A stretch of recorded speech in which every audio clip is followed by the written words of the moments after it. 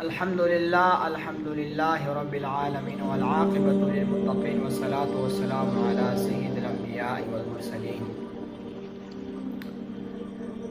عزیز دوستو، فقیر کے لیے ضروری ہے کہ وہ قناعت اختیار کرے اور مخلوق خدا سے امیدیں وابستہ نہ کرے اور نہ ہی ان کے مال و دولت پر نگاہ رکھے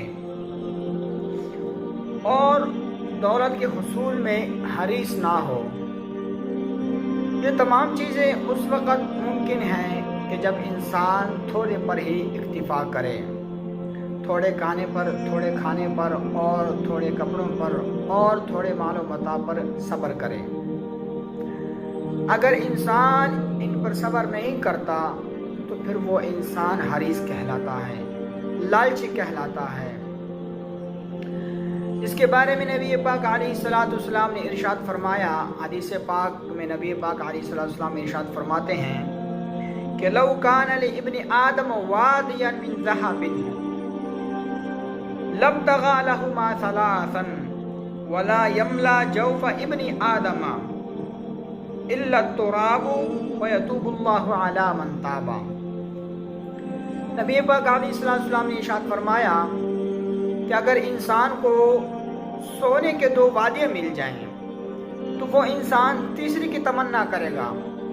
تو نبی پاک علیہ الصلوۃ والسلام نے ارشاد فرمایا کہ انسان کے پیٹ کو صرف قبر کی مٹی ہی بھر سکتی ہے اور اللہ تبارک و تعالیٰ توبہ کرنے والے کو پسند کرتا ہے۔ عزیز دوستو، حرص اور لالچ ایک ایسی بیماری ہے کہ جب انسان اس بیماری میں مبتلا ہو جاتا ہے تو پھر انسان نہ اس دنیا کا رہتا ہے اور نہ آخرت کا رہتا ہے۔ دو بھوکوں کے بارے میں نبی پاک علیہ الصلوۃ والسلام نے ارشاد فرمایا کہ منہومانی لا یشبعانی، منہوم العلم و منہوم المال۔ نبی پاک علیہ الصلوۃ والسلام نے ارشاد فرمایا کہ دو بھوکے کبھی بھی سیر نہیں ہوں گے، کبھی بھی ان کے پیٹ نہیں بھریں گے، ایک علم کا بھوکا اور ایک مال دولت کا بھوکا۔ عزیز دوستو، یہ حرص و لالچ یہ گمراہی ہے اور اس قدر گمراہی ہے کہ انسان اگر اس میں حرص کرتا رہتا ہے تو پھر انسان گناہوں کی دلدل میں ایسا پھنس جاتا ہے کہ وہ پھر نکلنے کے قابل نہیں رہتا۔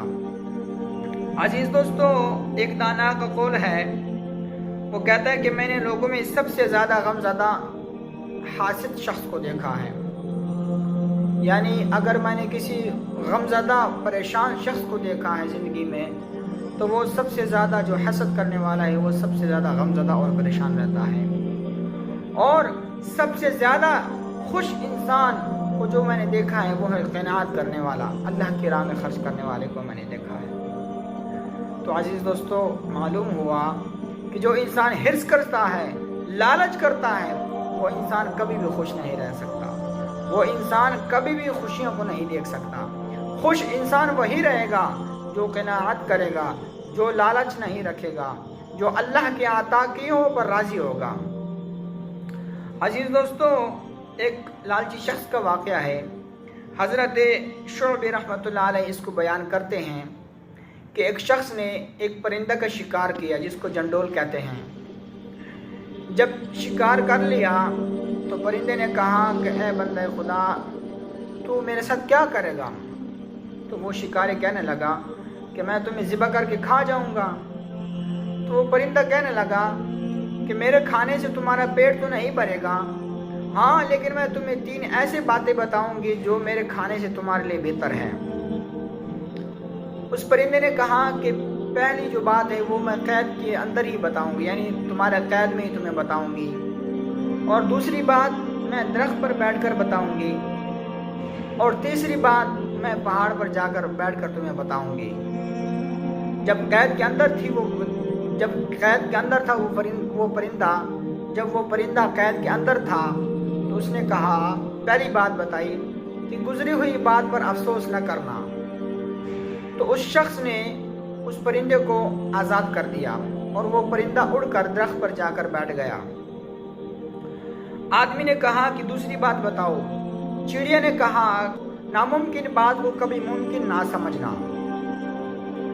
वो चिड़िया उड़कर पहाड़ पर जाकर बैठी और कहने लगी कि ए बदबख्त इंसान, अगर तू मुझे ज़िबह कर देता तो मेरे पोटे में 2 सोने के मिस्काल थे, तो वो तू हासिल कर लेता।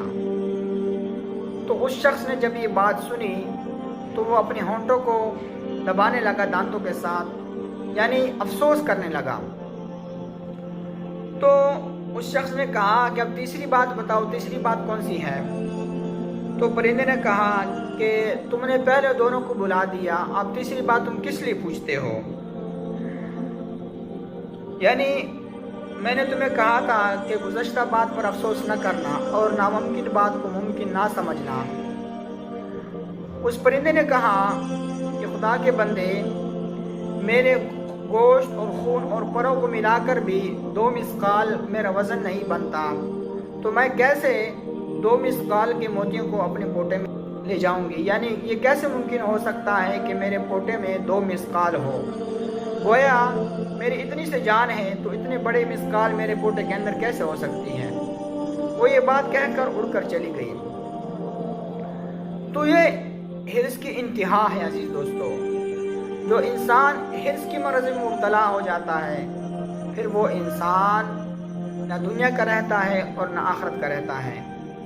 अल्लाह तबारक व तआला से दुआ है कि हम सबको हिर्स जैसी बीमारी से महफूज फरमाए।